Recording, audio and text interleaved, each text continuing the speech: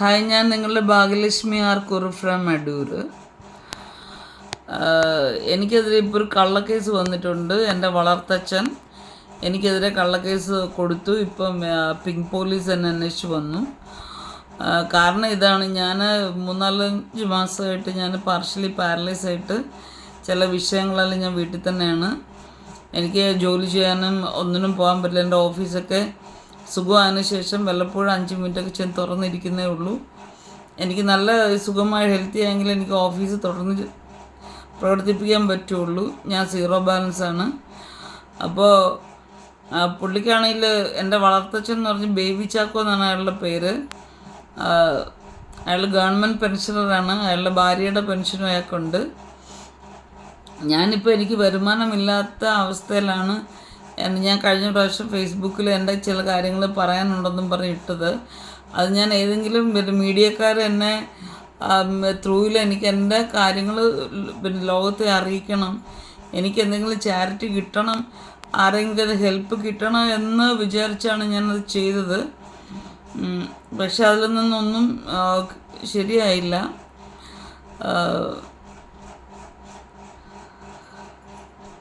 ചിലരൊക്കെ എന്നെ വിളിച്ചു, അവരൊക്കെ സന്തോഷ് പണ്ഡിറ്റ് സാർ സഹിതം എന്നോട് സംസാരിച്ചു. അത് ഇപ്പോൾ തിരക്കിലാണ്. കാര്യങ്ങളൊക്കെ അദ്ദേഹത്തിനും അറിയാം. ചെറുതായിട്ട് ഞാൻ പറഞ്ഞിട്ടുണ്ട്. ഇപ്പോൾ ഫിലിം രീതിയിലാണ്. അങ്ങനെ കുറച്ച് 2-3 വിളിച്ചു. പിന്നെ പേഴ്സണലായിട്ട് കുറച്ച് പേര് മെസ്സഞ്ചറിൽ കൂടെ ഒക്കെ വന്നിട്ട് സഹായിക്കാമെന്ന് പറഞ്ഞു. ഞാൻ അവരാരും സഹായം ഇതുവരെ വാങ്ങിച്ചിട്ടില്ല. കാരണം എനിക്ക് സഹായം കിട്ടുവാണെങ്കിൽ എല്ലാവരും അറിയുന്ന ചാരിറ്റി ആ സംഘടനകൾ ആരെങ്കിലും തരുവാണെങ്കിൽ ഞാൻ വാങ്ങിക്കാൻ ഉദ്ദേശിക്കുന്നുള്ളൂ. പിന്നെ അതിൻ്റെ പുറകൊരു പ്രശ്നത്തിനോ സംസാരത്തിനോ എനിക്ക് താല്പര്യമില്ല. അതുകൊണ്ടാണ് എൻ്റെ കയ്യിൽ 5 പൈസയില്ല, ചികിത്സയ്ക്കില്ല, ഒന്നിനുമില്ല. അപ്പോൾ ഈ മനുഷ്യനാണെങ്കിൽ ഇയാളോട് ചോദിക്കുമ്പോൾ എന്നെ വികൃതമായിട്ട് ചിരിച്ച് കാണിക്കുക, ഒരു വിടൻ്റെ ചിരിച്ച് കാണിക്കുക, എൻ്റെ ഓഫീസ് അടച്ചു പൂട്ടാൻ പറയുക. ആ ഓഫീസുള്ളതുകൊണ്ടാണ് എനിക്ക് അഹങ്കാരമൊന്നും. അയാളുടെ ഇഷ്ടത്തിന് അയാൾ നടന്നു കഴിഞ്ഞ് എന്നെ രാജകുമാരിയെ പോലെ കൊണ്ടു നടക്കത്തില്ലെന്ന് നാട്ടുകാരോട് പലരോടും പറഞ്ഞു. അവൾ അഹങ്കാരിയാണ്. അവൾക്ക് വട്ടുണ്ട്, ഭ്രാന്തുണ്ട്. പിന്നെ ഞാൻ ചീത്ത സ്ത്രീയാണ്, അങ്ങനെയാണ് ഇങ്ങനെയാണ് എന്നെല്ലാം ഇയാൾ നാടി മൊത്തം പറഞ്ഞ് നടന്ന് ഇപ്പം ഈ വസ്തുവിൻ്റെ കാര്യത്തിൽ ഈ വീടും വസ്തുവും വിറ്റേച്ച് ഞാൻ എടുക്കാൻ പറഞ്ഞിട്ട് ഇയാൾ ഈ ജപ്തി വന്നപ്പോൾ ഇയാൾ പറഞ്ഞ് ഞാൻ ഇറങ്ങിപ്പോക്കോളാം. പലവട്ടം ഈ വീട്ടിൽ നിന്ന് ഞാൻ ഇറങ്ങിപ്പോകാൻ പറഞ്ഞു. അയാൾക്ക് ജീവിക്കാൻ പെൻഷനുണ്ട്. ഇപ്പം ഈ ഒരു വീടിൻ്റെ കാര്യത്തിൽ അയാൾക്ക് പൈസ അടച്ചു തീർക്കാമെന്നേ ഉള്ളൂ. ഇപ്പം എപ്പോഴേ ലോൺ അടച്ചു തീർക്കേണ്ട സമയം കഴിഞ്ഞ്. വരുമാനം ഉണ്ടെന്ന് ബാങ്കുകാർക്കും അറിയത്തില്ലായിരുന്നു. ഞാൻ അദാലത്തിനിടയ്ക്ക് ചെന്നപ്പോഴാണ് അവിടുത്തെ ഈ പന്നിവിഴ സൊസൈറ്റിയിൽ അവിടെ അദാലത്തിന് ഞാൻ ചെന്നപ്പോഴാണ് ബാബു സാറിനൊക്കെ സെക്രട്ടറിക്കൊക്കെ എന്നെ നേരത്തെ അറിയാം. അപ്പോൾ അപ്പോഴാണ് അറിഞ്ഞത്, ഞാൻ പറഞ്ഞപ്പോഴാണ് അറിഞ്ഞത് ഇങ്ങർക്ക് വരുമാനം ഉണ്ടെന്ന് അറിയുന്നത് അപ്പോഴാണ്. അപ്പോൾ ഇപ്പോൾ അവർക്കെല്ലാം ഈ മനുഷ്യനോട് ഭയങ്കര വെറുപ്പാണ്. ചെവി ചെറുതായിട്ട് കേൾക്കത്തില്ലെന്നുള്ള അഭിനയം ഉണ്ട്. ഭയങ്കര ഇയാൾക്ക് ഒറ്റയ്ക്ക് ചെയ്യാനുള്ള ബുദ്ധിയൊന്നുമില്ല. ഇതിൻ്റെ പുറകിൽ അയാളുടെ പെങ്ങന്മാരുടെ വീട്ടുകാരും അയാളുടെ അനന്തരവരും എല്ലാവരും ഇതിനകത്ത് സെറ്റാണ്. കുറേ നാട്ടുകാർ സെറ്റാണ്. അതുപോലെ എന്നെ എടുത്തു വളർത്തിയെന്ന് പറഞ്ഞിട്ട് നാട്ടിൽ തന്നെ എന്നെ പരസ്യമായിട്ട് അപമാനിക്കുകയും എൻ്റെ ജാതി പറഞ്ഞ് അപമാനിക്കുകയും വലിയ കുറുപ്പത്തി വന്നേക്കുന്ന അങ്ങനെയാണെന്ന് പറഞ്ഞ് ഞാൻ ജാതിയും മതം ഒന്നും ഞാൻ പറയാത്തൊരു വ്യക്തിയാണ്. പിന്നെ എൻ്റെ തന്ത എന്നുള്ള എനിക്ക് മാറ്റി പറയാൻ പറ്റത്തില്ല. ഞാൻ ജി രാമേന്ദ്രകുറുപ്പിൻ്റെ സാവിത്രിബായി പിള്ളയുടെ മോളാണ്, 3ാമത്തെ മോളാണ്. എൻ്റെ അച്ഛൻ്റെ വീട് ഒറ്റവിളയാണ്. ഇവിടെ വള്ളിക്കീഴ്, കൊല്ലം കളക്ടറേറ്റിൻ്റെ അടുത്ത്, രാമംകുളങ്ങര കഴിഞ്ഞ്. എൻ്റെ അമ്മയുടെ തറവാട് ഇവിടെ ഇല്ലിക്കുളമാണ്. മേമന, ഓച്ചിറ മേമന ഇല്ലിക്കുളത്തെ. അവിടുത്തെ തറവാടിലെ മൂത്ത മോള് സാവിത്രിയുടെ 3ാമത്തെ മോളാണ്. 2 ആണുങ്ങൾക്ക് താഴെയുള്ള മോളാണ്. എൻ്റെ ഒരു ചേട്ടൻ മരിച്ചുപോയി, രാധാകൃഷ്ണക്കുറുപ്പ്, കണ്ണൻ എന്ന് പറയും, മരിച്ചുപോയി, എഞ്ചിനീയറായിരുന്നു. 2ാമത്തെ ആളുണ്ട് ഇപ്പോൾ, നാരായണക്കുറുപ്പ് എന്ന് പറഞ്ഞ ആളുണ്ട്. അയാളൊന്നും തിരിഞ്ഞു നോക്കില്ല എന്നെ. അമ്മയ്ക്കും അമ്മയുടെ വീട്ടുകാർക്കും അറിയാം. അമ്മ മരിച്ചുപോയി, അച്ഛനും മരിച്ചു എൻ്റെ. അമ്മയുടെ വീട്ടുകാർക്കെല്ലാം അറിയാം ഞാനിങ്ങനൊരു മോളുണ്ടെന്നുള്ളത്. അതിന് കായംകുളം മുനിസിപ്പാലിറ്റി തെളിവുമുണ്ട്. ഇവർക്കൊരു പെൺകുഞ്ഞുണ്ടായ തെളിവുമുണ്ട്. എൻ്റെ അച്ഛൻ്റെ വീട്ടുകാർക്ക് മാത്രമേ ഉള്ളൂ എന്നെപ്പറ്റി ഒരു അറിവില്ലാത്തത്. ഞാൻ ഇങ്ങനെ ഇരിക്കുമ്പോൾ എന്നെ ഈ വീട്ടിൽ നിന്ന് ഇറങ്ങിപ്പോകാൻ പറഞ്ഞില്ല. ഇവർക്കിപ്പോൾ ആവശ്യമെന്ന് പറഞ്ഞു കഴിഞ്ഞാൽ ഞാൻ ഇവിടെ നിന്ന് ഇറങ്ങിപ്പോകണം. ഒന്നിലിപ്പോൾ ഈ കള്ളക്കേസിൻ്റെ പുറകിൽ എന്നെ നാണം കെടുത്തണം, അല്ലെങ്കിൽ എന്നെ ജയിലിൽ അടയ്ക്കണം. ഇപ്പോൾ നമ്മൾ ഓരോ കേസുകൾ കാണുന്നില്ലേ? അല്ലെങ്കിൽ എനിക്ക് ഭ്രാന്താന്ന് പറഞ്ഞു വിടുന്നു, എല്ലായിടത്തും ഭ്രാന്താന്ന് പറഞ്ഞു വിടുന്നു. ഈ ജപ്തിയുടെ കാര്യത്തിൽ ഞാൻ പെൻഷനേഴ്സിനെ വിളിച്ചു. അവരിവിടെ സംസാരിക്കുമെന്നും പറഞ്ഞ് നിങ്ങൾ ഇതിനകത്ത് ഇടപെടണ്ട, അവർക്ക് അസുഖമാണ്, ഭ്രാന്താണ്. അതിൻ്റെ ചേട്ടനും കേട്ടോണ്ടിരിക്കുകയാണ്. ഞാൻ അങ്ങനെയാണ് എനിക്ക് പാർഷ്യലി പാരലൈസ് ഞാനായത്. ഞാൻ ഷോക്കായിപ്പോയി. എന്നിട്ട് എനിക്ക് ട്രീറ്റ്മെൻ്റ് ഇല്ല, ഒന്നുമില്ല. ദൈവത്തിൻ്റെ കൃപയാണ്. എൻ്റെ നാക്കെല്ലാം താണുപോയി. ചിലരിപ്പോൾ എന്നോട് ചോദിക്കും, ഞാനൊരു ഡബ്ബിങ് ആർട്ടിസ്റ്റാണ്. ഇന്നലെ ഞാൻ ഡബ്ബ് ചെയ്ത സിനിമ, ആദ്യത്തെ സിനിമ നരി എന്ന് പറഞ്ഞ സിനിമ 24 OTTയിൽ ഇറങ്ങിയിട്ടുണ്ട്. ഇന്നലെയാണ് അത് ഇറങ്ങിയത്. എൻ്റെ നാക്ക് താണുപോയി. എൻ്റെ ഈ ഷോൾഡർ ഇങ്ങനെയായി.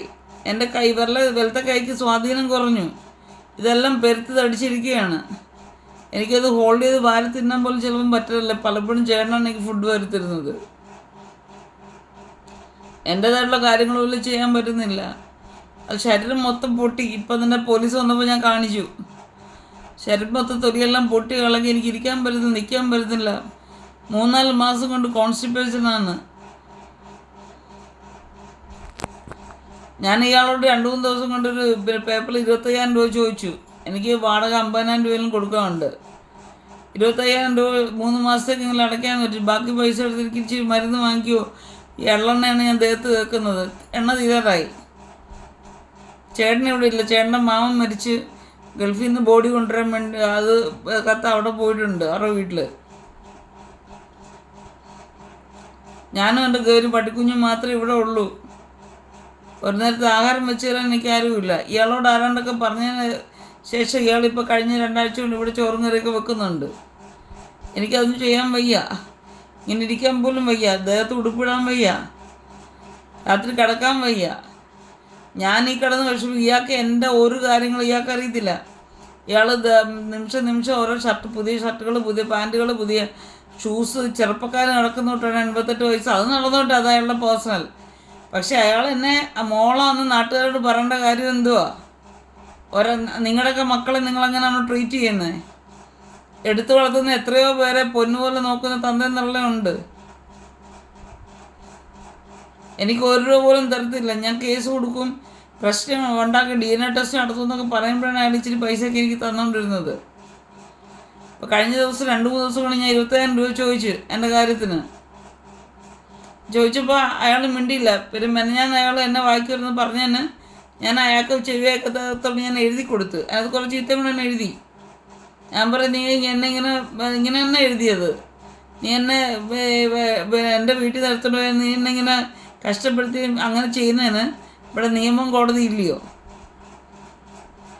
അപ്പം പോലീസുകാരോട് നിന്ന് നേരത്തെ സിയോടൊക്കെ പറഞ്ഞത്, വക്കീൽ ഞാൻ വിളിച്ചത് പറഞ്ഞത്. അപ്പോൾ അവർ പറഞ്ഞു ഇയാൾക്ക് 88 വയസ്സുള്ളതുകൊണ്ട് ഇനി കോടതി പറഞ്ഞു ഞാൻ ഇയാളെ നോക്കണമെന്ന്.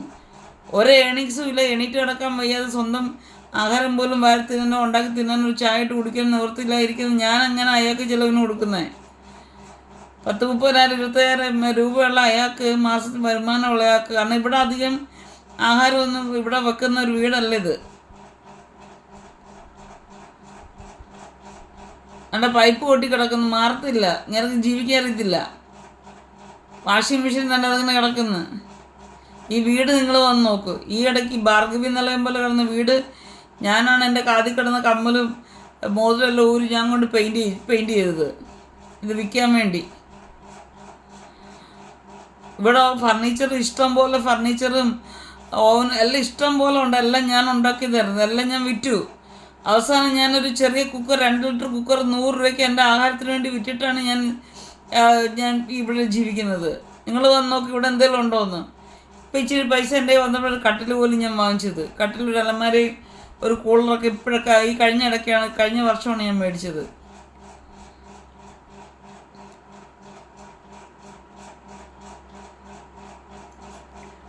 ഈ ഇടയ്ക്കാണ് ചേട്ടനാണ് മിക്സിയൊക്കെ വാങ്ങിച്ചു വന്നത്. എല്ലാം ഞാൻ വിറ്റു. ഞാൻ ഉണ്ടാക്കിയത് ഞാൻ തന്നെ വിറ്റു. ഇയാൾ ഓരോ വീട് ചിലവാക്കോ വീട്ടിൽ നോക്കുകയോ ഒന്നും ചെയ്യത്തില്ല. പല സ്ത്രീകൾക്ക് പൈസ കൊടുക്കുന്നത് എനിക്കറിയാം.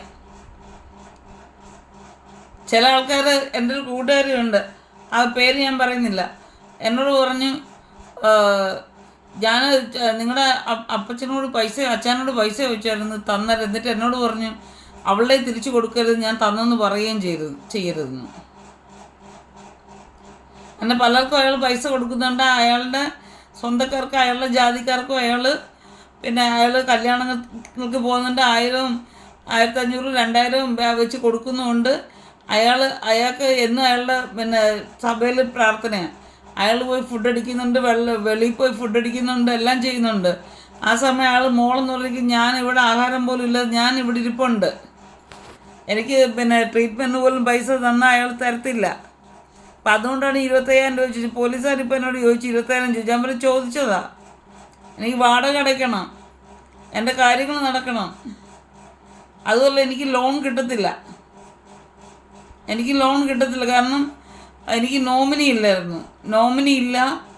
അതുപോലെ തന്നെ ഗ്രൂപ്പ് ലോണിന് ചെല്ലുമ്പം പലരും പറഞ്ഞിട്ടുണ്ട് അവൾ ഭ്രാന്തിയാണ്, അവളുണ്ടെങ്കിൽ ഗ്രൂപ്പിലുണ്ടെങ്കിൽ ഞങ്ങൾ ലോണിന് ചേരുന്നില്ല എന്ന്. അങ്ങനെ വരെ എന്നെ അത് എടുത്ത് വളർത്തിയ ഒരു പിന്നെ മോളെന്ന് പറഞ്ഞ് വളർത്തിയ ഒരാളെ ഈ വീടിനകത്ത് ഇട്ട് കഷ്ടപ്പെടുത്തി. ഇയാൾ സെക്ഷുവലായിട്ട് എൻ്റെ അടുത്ത് പല രീതിയിൽ വന്നിട്ടുണ്ട്. ഇന്ന് ഞാൻ പോലീസിനോട് പറഞ്ഞു, പോലീസ് വരുമോയെന്ന് ഞാൻ അറിഞ്ഞിട്ടില്ല. ഞാൻ പറയും എന്നെ അറിയുന്നൊരു മാഡം ഒന്ന് അകത്ത് കയറി നോക്ക്. ഈ കഥകിൻ്റെ ഇടയ്ക്ക് പിന്നെ ഈ തുണി ഞാൻ കീഹോൾ മറക്കാനും അതിൻ്റെ അകത്ത് പഞ്ഞിയും കുത്തിത്തിരികെ വെച്ചേക്കുന്നത്. ഇവിടെ ഒരു ബാത്റൂം ഉണ്ടോ അയാളീ പറഞ്ഞത്, അത് നടുക്കത്തെ കുറ്റിയിടുമ്പോൾ അയാൾ പറയും എന്തിനാ കുറ്റിയിടുന്നത്, മേളത്തെ കൊടുത്തിട്ടാൽ പോലെ. അപ്പോൾ ഇടയ്ക്ക് ഇത് കാണാമല്ലോ. അയാൾ പലപ്പോഴും വന്ന് ഒളിഞ്ഞു നോക്കുന്നത് ഞാൻ കണ്ടിട്ടുണ്ട്. ഞാൻ കള്ളം പറയത്തില്ല, ഞാൻ ദൈവത്തിൻ്റെ മുമ്പിൽ ഇരുന്നാണ് പറയുന്നത്. ഇത്രയും വർഷക്കാലം ഞാൻ സഹിച്ച് മടുത്ത്, ഇനി എനിക്ക് സഹിക്കാൻ വയ്യ.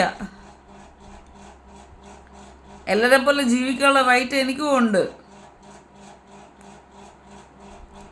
വായിൽ സ്വർണ്ണക്കരണ്ടി വെച്ച് ജനിച്ച ഒരു വ്യക്തിയാണ് ഞാനും. അങ്ങനെ ഒരു ചൊല്ലുണ്ടല്ലോ, 100% അങ്ങനെ വലിയൊരു തറവാട്ടി ജനിച്ചൊരു വ്യക്തിയാണ് ഞാനും. സർവ്വസമ്പന്നതയിൽ ഞാൻ പറഞ്ഞു ഇവരോട് എടുത്തുകൊണ്ട് വരാൻ.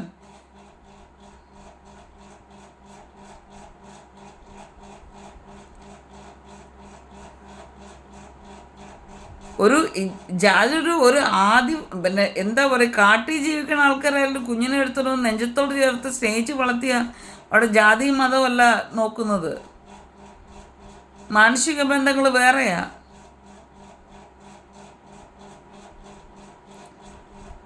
എനിക്ക് വേണ്ടി ഒരു തരി പൊന്നോ കാര്യങ്ങളോ ഒന്നും ഇയാൾ ഉണ്ടാക്കി തന്നിട്ടില്ല, അല്ല പെണ്ണുമ്പിളെ ഉണ്ടാക്കി തന്നിട്ടില്ല.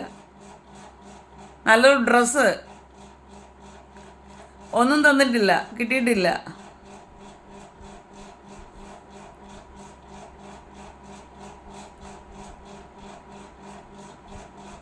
നാട്ടുകാരുടെ മുമ്പിൽ അവിടുത്തെ ബേബിച്ചാൻ്റെ മേരിമാമ്മയുടെ ഇവർ മെഡിക്കൽ കോളേജിൽ ഹെഡ് നഴ്സായിരുന്നു വർഷങ്ങൾ, 10-17 വർഷങ്ങൾ.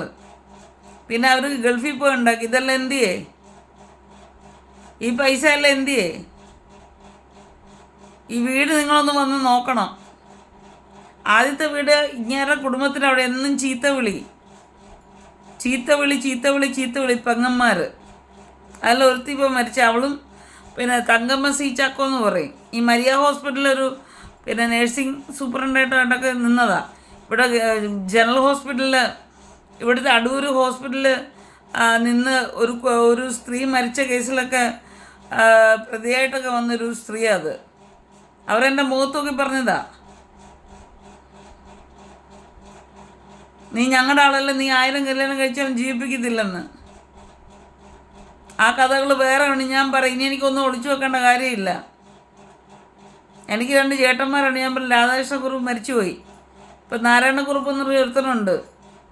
പിശാച് പിന്നെ നല്ലതാണെന്ന് ഞാൻ പറയും. ഈ കാലത്ത് രക്തബന്ധത്തിനൊന്നും ഒരു വിലയില്ല. ഞാൻ കാല് പിടിച്ച് പലപ്പോഴും ഞാൻ മെസ്സഞ്ചറിൽ കൂടെ ഞാൻ പറഞ്ഞിട്ടുള്ളതാണ്, ചേട്ടാ എനിക്ക് 1 രൂപ പോലും വേണ്ട, എനിക്ക് ചേട്ടനെ ഒന്ന് കണ്ടാൽ മതി. കൊച്ചിലേ കണ്ടതാ ഞങ്ങളുടെ തറവാട്ടി വെച്ച്. എനിക്ക് ചേട്ടൻ്റെ സ്നേഹം മതി.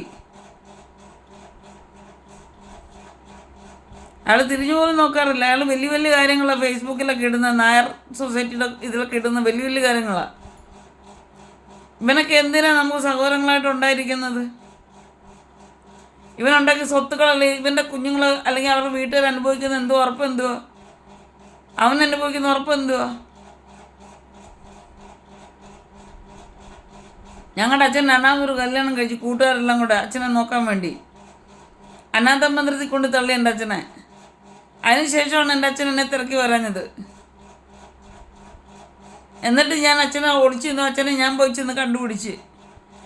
അത് പിന്നെ വനിതാ സെല്ല് CIക്കൊക്കെ അറിയാം. അവരോട് പറഞ്ഞിട്ടാണ് ഞാൻ പോയത്.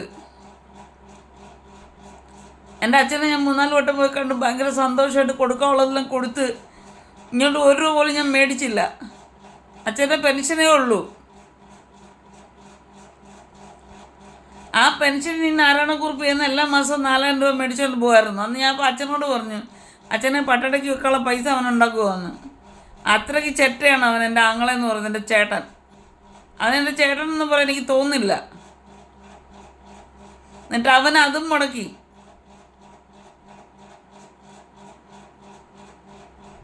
അച്ഛനെ തറവാനുള്ള സ്വന്തക്കാർ ഒരു പിന്നെ വക്കീലേനുണ്ട്. വക്കീലേട്ടൻ പറഞ്ഞു, അച്ഛനെ കാണുന്നതിന് മുമ്പേ മക്കൾ വിഷമിക്കേണ്ട, കരയണ്ട, അമ്മാവൻ്റെ അടുത്ത് നിന്ന് കാര്യം പറഞ്ഞിട്ട് ഞാൻ നിന്നെ കൊണ്ടുപോവാം. അത് നാരായണ മുടക്കി. അമ്മയുടെ വീട്ടിൽ നിന്ന് വിളിച്ചിട്ടുണ്ട്, അവരെ മുടക്കി. എല്ലാവരും മുടക്കുക. അമ്മ വീട്ടുകാർ കയറിയ ഞാനിങ്ങനെ ആളുണ്ടെന്ന് തെളിവുമുണ്ട്. ഞാൻ പറഞ്ഞ് ഇവരെന്നെ എടുത്ത് കൊണ്ടുവന്ന് ഇവിടെ നിർത്താൻ ചോദിച്ചു വാങ്ങിച്ചുകൊണ്ട് വന്നതാ. എന്നിട്ടിപ്പോൾ അയാൾക്ക് എന്നെ ഭാര്യയായിട്ട് കിട്ടാതെ വന്ന്, അയാളുടെ കാര്യങ്ങൾ നടക്കാതെ വന്ന്, ഇയാളുടെ ഉദ്ദേശം ഇയാൾ വെറും ചെറ്റയാണ്. ഇയാൾ എന്നെ അയാൾ വെറും ചെറ്റയാണ്. അയാൾ വീടിനകത്ത് വേറെ സ്വഭാവം, വെളിയിൽ വേറെ സ്വഭാവം. എന്നെ അയാൾക്ക് പേടിയാണ്. പണ്ട് ഞാൻ അയാളെ അടിച്ചിട്ടുള്ളതാണ്. ഞാൻ പച്ചക്കേ പറഞ്ഞു, ഞാൻ കള്ളമല്ല പറയും. എന്നെ ഇന്ന് അറസ്റ്റ് ചെയ്തുകൊണ്ട് പോയാലോ.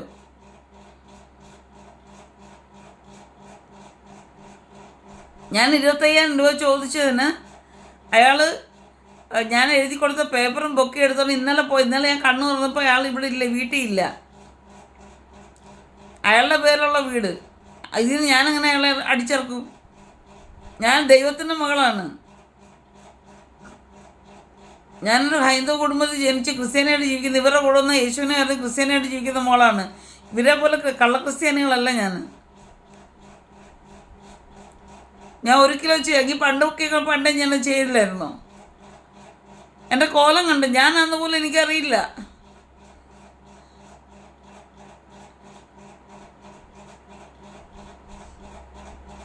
അയാളിപ്പോൾ കള്ളക്കേസ് കൊടുത്തേക്ക്. ഞാൻ അയാളെ വീട്ടിൽ നിന്ന് അടിച്ചിറക്കിയെന്ന്. അയാൾക്ക് ഗുളിക വേണം. അയാൾ ഗുളിക ഇതിനകത്തിരിക്കും. ഞാൻ പറഞ്ഞു, അതിന് മാഡം ഞാൻ എന്ത് ചെയ്യാൻ പറ്റൂ? അയാൾ ഞാൻ കണ്ണു തുറന്നപ്പോൾ അയാൾ രാവിലെ കണ്ടില്ല, വൈകിട്ടായപ്പോഴും കണ്ടില്ല. ഇന്ന് രാവിലെ ആയപ്പോൾ ഞാൻ വക്കീലിനെ വിളിച്ചു. അഡ്വക്കേറ്റ് രതീഷ് ശശി എന്ന് പറയുന്ന സാറാണ്.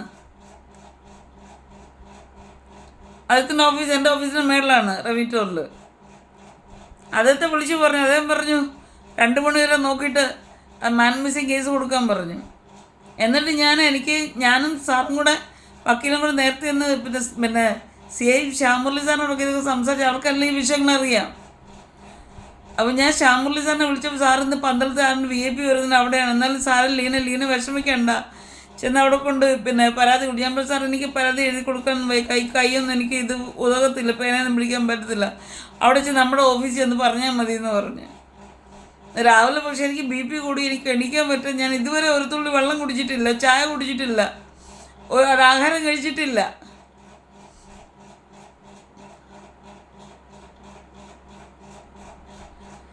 ഞാനിവിടെ കിടന്ന് ഉറങ്ങി. BP കൂടി ഇവിടെ കിടന്ന് ഉറങ്ങി. ഞാനും പിന്നെ ഗൗരി പട്ടിക്കുഞ്ഞും കൂടി ഇവിടെ കിടന്ന് ഞാൻ ഉറങ്ങിപ്പോയി.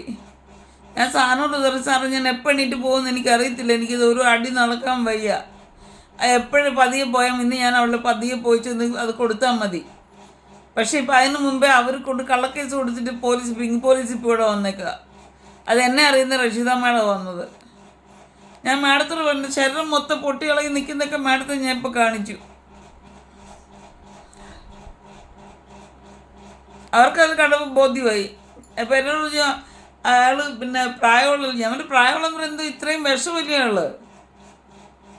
ഏണിങ്സ് അയാൾക്കല്ല, ശമ്പളം വരുമാനം അയാൾക്കല്ലേ ഉള്ളൂ. നിങ്ങളുടെയൊക്കെ മക്കൾക്ക് വരുമാനം ഉണ്ടെന്ന് പറഞ്ഞാലും സുഖമില്ലാതെ കിടക്കും തന്റെ നിലയിൽ നോക്കേണ്ടുന്നത്.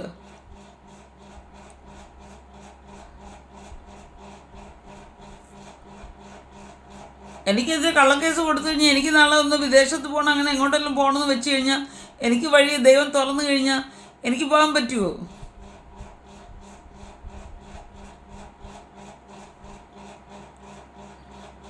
ഇപ്പം പിന്നെ തള്ള മരിക്കുന്നതിന് 2 ദിവസം മുമ്പ് പറഞ്ഞ് കുറുപ്പ് സാറ് വിളിച്ചു, അച്ഛനാണ് വിളിച്ചുകൊണ്ട് പോകണമെന്ന്. അവർ ബുദ്ധിപൂർവ്വം കളിച്ചു, അവർ മരിച്ചു പോയി.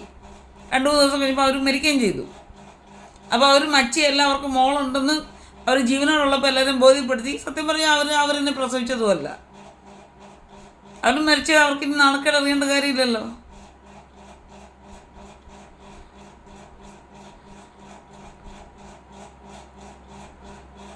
ഇയാളിപ്പോൾ ഇയാളുടെ അനന്തരവർക്ക് വേണ്ടി അവരുടെ വീട്ടുകാരും ചേർന്ന് നാട്ടുകാരും ചേർന്ന് കുറച്ചുകൂടി ചേർന്ന് കളിക്കുന്ന കളിയാണ് ഈ കളിക്കുന്നത്. എന്നെ ഇവിടെ ഇറക്കി വിടണം, എന്നെ ഭ്രാന്തിയാക്കിയിട്ട് ഭ്രാന്താശുപത്രിയിലാക്കണം, എല്ലാവരും കൂടെ നാട്ടുകാരെ കൊണ്ട് ഞാൻ ഭ്രാന്തിയാന്ന് പറയിച്ച് ഭ്രാന്താശുപത്രിയാക്കണം. ഇയാൾ എൻ്റെ ഭ്രാന്തം തെളിയിക്കട്ടെ. എനിക്ക് ഭ്രാന്തുള്ളതുകൊണ്ടാണ് ഇയാൾക്കെതിരെ കേസ് കൊടുത്ത്. സ്നേഹത്തിന് ഭ്രാന്തുണ്ട്.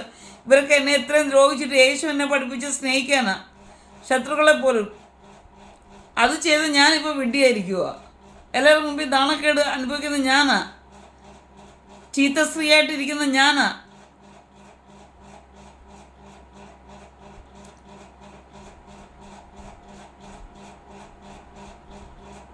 എനിക്ക് ഈ ലോകത്ത് എല്ലാവരെ പോലെ ജീവിക്കാനുള്ള റൈറ്റ് ഉണ്ട്.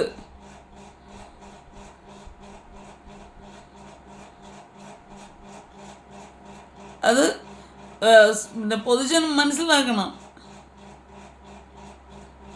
എനിക്കൊരു മാനസിക പരിഗണന നിങ്ങൾ വാങ്ങിത്തരണം.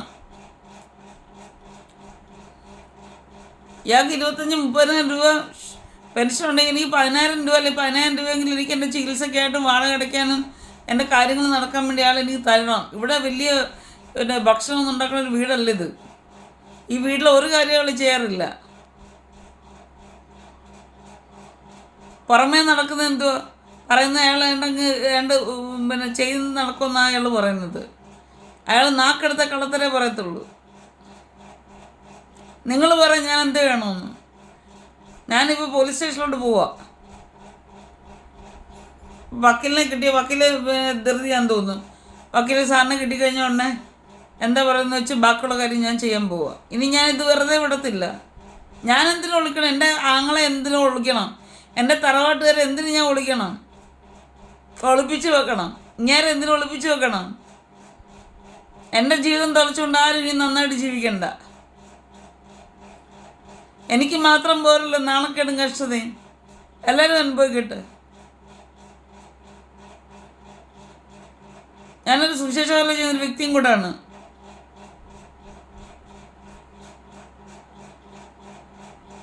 എന്നും പറഞ്ഞ് എനിക്ക് ജീവിക്കണ്ടേ?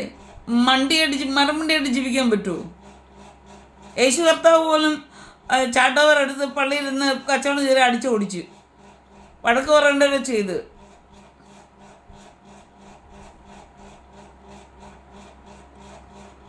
എനിക്കിതിനകത്തൊരു നീതി, അത് ബഹുമാനപ്പെട്ട കോടതിയായാലും എനിക്കൊരു മാനസിക പരിഗണന എനിക്ക് വാങ്ങിച്ചു തന്നേ പറ്റൂ. എനിക്ക് ജീവിക്കണം, എനിക്ക് എൻ്റെ സ്ഥാപനം മുന്നോട്ട് കൊണ്ടുപോകണം.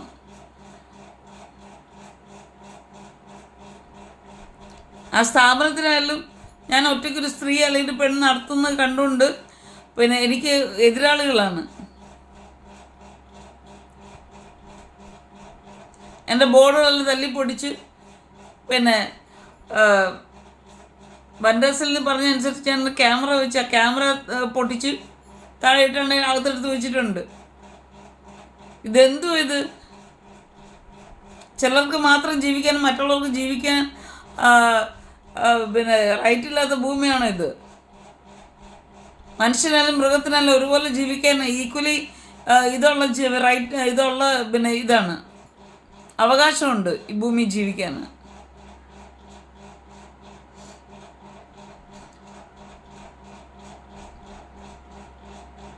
ഞാൻ പല മീഡിയകളും തിരഞ്ഞു, എനിക്ക് കിട്ടിയില്ല ഇതുവരെ.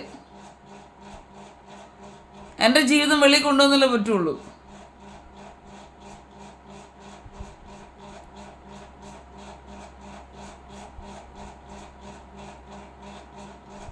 കഴിഞ്ഞിടയ്ക്കൊരു കേസ് വണ്ടേഴ്സിൽ എനിക്ക് കൊടുക്കേണ്ടി വന്നു. എൻ്റെ കൂടെ ഞാൻ വർഷങ്ങൾക്ക് മുമ്പ് ചെന്നൈയിൽ സെമിനാരിൽ പഠിക്കാൻ പോയപ്പം ഞങ്ങളുടെ ചർച്ചയിൽ നിന്ന് 1-2 പേർ എന്നെ സഹായിച്ചായിരുന്നു. കുറച്ച് പേർ അറിഞ്ഞുകൊണ്ട് ഒരാൾ സഹായിച്ചു. ആ പൈസ ഞാൻ തിരിച്ചു കൊടുക്കാൻ വന്നപ്പം അയാളൊരു ബ്രോക്കറാണ്, പേര് ഞാൻ പറയുന്നില്ല ഇപ്പം. ഞങ്ങളുടെ വീട് വിറ്റ് തരുമ്പോൾ അതിൻ്റെ കൂടെ ബാക്കിയിട്ട് 1,00,000 രൂപ കൊടുക്കാമെന്ന് ചോദിച്ചു. അയാളുടെ വീട് പണിയാനാന്ന് പറഞ്ഞു. ഞാൻ പറഞ്ഞു കൊടുക്കാം. അപ്പോൾ ഇടയ്ക്കൊരു കാശ് കിട്ടിയപ്പോൾ ഞാൻ അയാളെ വിളിച്ചു. 7 പ്രാവശ്യം വിളിച്ചിട്ട് അയാൾ ഫോൺ എടുത്തില്ല. ആ കാശ് എൻ്റെ ഇത് നഷ്ടപ്പെട്ടു പോയി. അപ്പോൾ ഞാൻ അത്രയും നാൾ സഹായിച്ചിരുന്ന വേറെ ആൾ ഇയാളെ വിളിച്ച് പറഞ്ഞു അവളുടെ ഇഷ്ടംപോലെ കാശുണ്ട് എന്നും പറഞ്ഞു വിട്ടു. അപ്പോൾ അന്നപ്പോൾ എൻ്റെ പൈസ ഇല്ല. ഞാൻ പറഞ്ഞു ഞാൻ നിന്നെ ഇയാളെ ഒത്തിരി ഞാൻ വിളിച്ചതാണ്, ഇയാളെന്താ ഫോൺ എടുക്കാൻ ഞാൻ അന്നേരം ഞാൻ തന്നേനല്ലോ. അപ്പോൾ ഇയാൾക്ക് ഞാൻ പൈസ തിരിച്ചു കൊടുക്കാൻ നേരത്തെ ഇയാൾ പറഞ്ഞു ഇയാളുടെ കയ്യിൽ തന്നെ പൈസ വെച്ചേര്, എൻ്റെ കയ്യിൽ നിന്ന് അത് നഷ്ടപ്പെട്ടു പോകും. വേറെ 20,000 രൂപയേ ഉള്ളൂ. ഇപ്പം അയാൾ ഇറങ്ങി റെവന്യൂർക്ക് മൊത്തം പറഞ്ഞു നടക്കുന്നു, എല്ലായിടത്തും പറഞ്ഞു നടക്കുന്നു ഞാൻ ചീത്ത സ്ത്രീയാണ്, അങ്ങനെയാണ്, ഞാൻ ബൈബിൾ എടുത്ത് കള്ളത്തരം പറയാണ്, അങ്ങനെയാണ് ഇങ്ങനെയാണ്. എന്നിട്ട് ഇവിടെ നിന്ന് ഇറങ്ങി പോയിട്ട് ചീത്ത രാത്രി മൊത്തം ചീത്ത വിളിച്ചിട്ട് സെക്ഷൽ ചീത്ത വിളിച്ചിട്ട് അയാൾക്ക് ഇനി പൈസ വേണ്ട, ഞാൻ അയാളുടെ കൂടെ കിടന്നാൽ മതിയെന്ന്. അയാളുടെ ഭാര്യ ഞാനായിട്ടൊക്കെ നല്ല ടേംസിലുള്ളതാണ്. ആ പെണ്ണ് പണ്ട് മുതലേ പറയുമായിരുന്നു ഇവൻ ചീത്ത അയച്ചെന്ന്. ഞാനൊന്ന് പറയില്ല, കാരണം എന്നെ ഒത്തിരി ഹെൽപ്പ് ചെയ്തതാണ്. ഇപ്പോൾ വനിതാ സെല്ലിൽ ചെന്നപ്പോൾ അവിടുത്തെ മാഡം പറഞ്ഞു ഇയാൾക്ക് ഇതുവരെ മനസ്സിലായില്ല, ഇയാളൊക്കെ ഹെൽപ്പ് ചെയ്ത് ഇയാളുടെ ശരീരം കണ്ടോണ്ടാ. ഇനി അവർ പറഞ്ഞിട്ട് കാശ് കൊടുത്താൽ മതി എന്ന് പറഞ്ഞു. ഈ ലോകം മൊത്തം എന്തായാലും ഇയാൾ പൈസ കൊടുത്താലും ഇയാളെ മറ്റു രീതിയിൽ ചീത്തയായിട്ടും ഒരു പ്രോസ്റ്റിറ്റ്യൂട്ടായിട്ടും അങ്ങനെയാണെന്നുള്ള ഇയാൾ പറഞ്ഞു നടക്കുന്നത്. എന്തൊരു ലോകം ഇത്! എനിക്ക് റവന്യൂ ടവറിൽ കയറുമ്പോൾ ഇടയ്ക്ക് എനിക്ക് ആക്സിഡൻ്റ് ഉണ്ടായി. ഞാൻ കൗൺസിലിംഗ് പഠിച്ചതാണ്. ആ കൗൺസിലിങ്ങിൻ്റെ പേപ്പർ ഞാൻ സബ്മിറ്റ് ചെയ്യാൻ വേണ്ടി ഞാൻ കോട്ടയത്ത് പോയി. കോട്ടയം മെഡിക്കൽ കോളേജിലാണ് പഠിച്ചത്. കോട്ടയത്ത് പോയി തിരിച്ചു വന്നപ്പോൾ വൈറ്റ് പോർട്ടിക്കോയുടെ ഫ്രണ്ടിൽ വെച്ച് ലോ ഫ്ലോർ ബസ്സിൽ ഞാൻ താഴെ വീണു. എൻ്റെ കൈയും കാലും വളഞ്ഞ് പാവുമ്പേൽ രാജു വൈദ്യരവിടെ ആണ് ട്രീറ്റ്മെൻറ്റ് എന്നെ കൊണ്ടുപോയത്. ഞാനൊരു മാസം കഴിഞ്ഞ് ട്രീറ്റ്മെൻറ്റ് കഴിഞ്ഞ് ഇവിടെ വന്നപ്പോൾ അത് ഇയാൾ മൊത്തം ട്രീറ്റ്മെൻറ്റ് സമ്മതിച്ചില്ല, പൈസ ഇല്ലെന്ന് പകുതി കിട്ടിയാച്ച് എന്നെ കൊണ്ടുവന്നു. അപ്പോൾ ഞാൻ ട്രീറ്റ്മെൻറ്റ് കഴിഞ്ഞ് വന്നു പറഞ്ഞു ഞാനിവിടെ വന്ന് പറയുമോ ഞാൻ എറണാകുളത്തിന് വടക്ക് കോലഞ്ചേരിയിലോ എവിടെ കണ്ട് ആരെങ്കിലും കൂടെ ഒളിച്ചോടിയിരുന്നു. ഇവിടെ എനിക്ക് സത്യം പറഞ്ഞാൽ ദൈവം എനിക്ക് കൃപ തന്നുകൊണ്ട് ഇത്ര തൊലിക്കട്ടി തന്നുകൊണ്ടാണ്. ഞാൻ തെറ്റിയാത്ത ഞാൻ എന്തിനു പേടിക്കണം? അപ്പോൾ ഞങ്ങളുടെ അടുത്തൊരു വക്കീലുണ്ട്, നിഖിലെന്ന് പറഞ്ഞൊരു വക്കീലുണ്ട്. ആ വക്കീലിൻ്റെ ഗുമസ്തനുണ്ട് സോമനേന്ദ്ര സാറ്. എന്നെ പാവുമ്പൽ എടുത്തോണ്ട് നിന്നപ്പോൾ അദ്ദേഹം അവിടെ ചികിത്സയിലുണ്ട്. അപ്പോൾ അദ്ദേഹം പറഞ്ഞു എന്നെ ആമേനാമെന്ന് വിളിക്കുന്നത് ഇതിനെ എടുത്തോണ്ട് വരെ ഞാൻ കണ്ടില്ല, അത് അവിടെ ചികിത്സയിലായിരുന്നു. ദൈവം എൻ്റെ പക്ഷത്താ. ഒരു സ്ത്രീയെ ഇങ്ങനെ നശിപ്പിക്കാൻ എന്തിനാ എല്ലാവരും കൂടെ തുടങ്ങിയേക്കുന്നേ? ഒരു പുരുഷൻ ഒരു സ്ത്രീയെ ലൈംഗികമായിട്ട് ഉപയോഗിക്കണമെങ്കിൽ ആ സ്ത്രീക്കും കൂടെ മനസ്സുകൊണ്ട് നീ ചെന്ന് എന്തെങ്കിലും ചെയ്തോ? വേണ്ടാത്തവരുടെ പുറകെ എന്തിൽ നടക്കുന്നു? അത് കൂട്ടം കൂടി നടക്കുന്നു.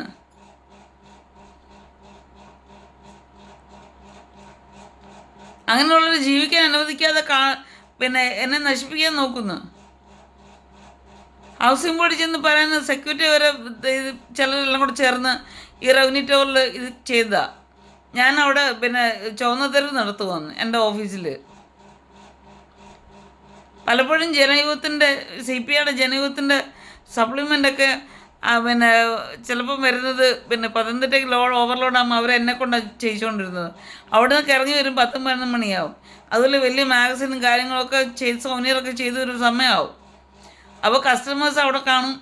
സെക്യൂരിറ്റിയോട് ഞാൻ പറയും ഞാനിവിടെ ഉണ്ട്, അവർ ഇടയ്ക്ക് വന്ന് നോക്കണം, അവർ വരും. പോലീസിനറിയാം, വനിതാ സെല്ലിനറിയാം ഞാൻ അവിടെ ജോലി ചെയ്യുന്നത്. എൻ്റെ സ്വന്തം സ്ഥാപനമാണ് ആമൻ creative space digital printing and advertising എന്ന് പറയുന്നത്. ഞാനൊരു ഗ്രാഫിക് ഡിസൈനർ കൂടെയാണ്, ഞാനൊരു യൂട്യൂബറാണ്. എൻ്റെ അച്ഛനും അമ്മയുടെ പേരാണ് ഭാഗ്യലക്ഷ്മി കുറുപ്പ് രാമേന്ദ്രൻ. എൻ്റെ ഒരു ഫ്രണ്ടാണ് അത് ഷോർട്ട് ചെയ്ത് ഭാഗ്യലക്ഷ്മി കുറുപ്പ് ആർ കുറുപ്പ് എന്ന് പറഞ്ഞിട്ടത്. അതാണ് ഞാൻ തൂലികാനാമമായിട്ട് യൂട്യൂബിലൊക്കെ യൂസ് ചെയ്യുന്നത്. അല്ലാതെ എൻ്റെ പേര് ലീന ബേബി എന്നാണ്. ഇപ്പം എനിക്കൊരു കള്ളക്കേസ് കൊടുത്തേക്കുക, അയാളെ ഞാനിപ്പോൾ ഇവിടെ കയറ്റണമെന്ന്. ഇന്നെന്തായാലും അയാൾ വന്നാൽ ഞാൻ കയറ്റത്തില്ല, ഉള്ള കാര്യം എല്ലാവരും കൂടെ പറയുക. നാളെ പോലീസുകാർ സ്റ്റേഷനിൽ ചെല്ലാൻ പറഞ്ഞത്. ആ സ്റ്റേഷനിൽ പോയിട്ട് കാര്യങ്ങൾ തീരുമാനിച്ചിട്ട് അയാളുടെ വീട് അയാൾ എനിക്കറിയാൻ മതി. എന്നെക്കുറിച്ച് കള്ളത്തരല്ലേ പറഞ്ഞത്? അയാളുടെ വയസ്സിൻ്റെ പ്രായത്തിൻ്റെ ആനുകൂല്യം എടുത്ത് അയാൾ നാടകം കളിക്കുന്നു. ഇതൊന്നും എൻ്റെ അടുത്ത് ചിലവാകത്തില്ല. ഞാൻ തെറ്റ് ചെയ്യാത്തിടത്തോളം കാലം എനിക്കത് സമ്മതിച്ചു കൊടുക്കാൻ പറ്റത്തില്ല. 20,000 രൂപ ചോദിച്ചു പോലീസ് ചോദിച്ചപ്പോൾ ഞാൻ പറഞ്ഞു ഇന്ന ആവശ്യത്തിന് ഞാൻ ചോദിച്ചതാ.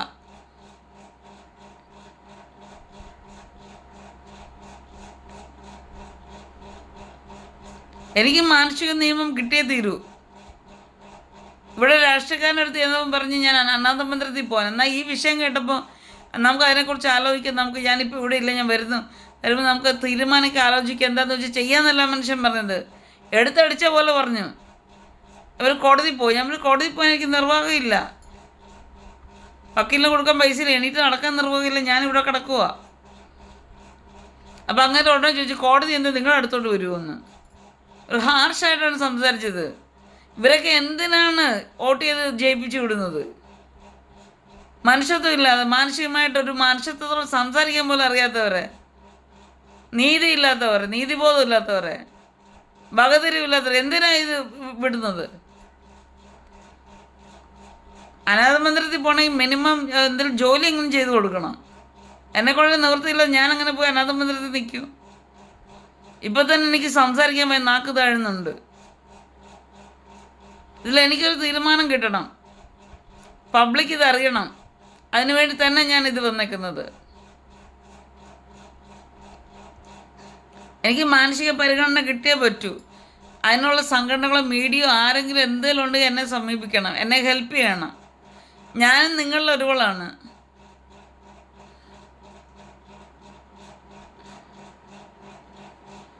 Thank you.